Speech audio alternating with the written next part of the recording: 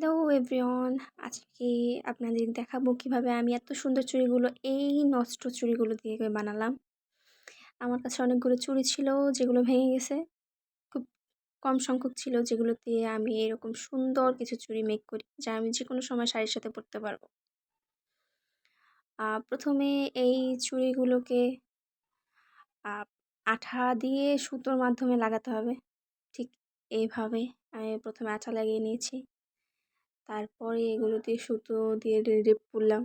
সুতো দিয়ে মোড়ানোর পরে এই চুড়িগুলো একটা অন্যরকম লুক আসবে।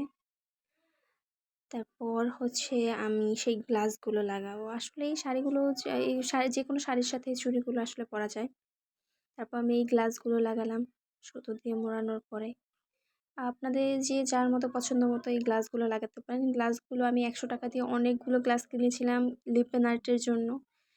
যেগুলো দিয়ে আমি কিছু লিপ পেন আর্টও করি এবং কিছু সংখ্যক গ্লাস থেকে যায় আমার। সেগুলো দিয়ে আমি চুড়িগুলো বানাই আসলে। আ একেবারে বলা যায় ওয়েস্টেজ ম্যাটেরিয়াল দিয়ে আমি এই চুড়িগুলো, এই সুন্দর চুড়িগুলো মেক করি। তো আস্তে, আস্তে এই গ্লাসগুলো আমি লাগাই। আ লাগানোর পর আসলে খুব সুন্দর একটা লুক আসে চুড়িগুলো, যা আমি যেকোনো শাড়ির সাথে ইজিলি পরতে পারবো। আর চুড়িগুলো দিয়ে আসলে এত সুন্দর চুড়ি বানানো যায়। হয়তো ফার্স্ট টাইম আমি এগুলো বানাই। তো আসলেই ফাইনাল লুকটা খুবই সুন্দর এসেছে। খুবই সুন্দর এসেছে। তো আপনারা আসলে চুড়ি ফেলে না দিয়ে একটু ক্রিয়েটিভিটির মাধ্যমে নতুন কিছু তৈরি করতে পারেন যেকোনো সময়। এটা আসলেই অসাধারণ।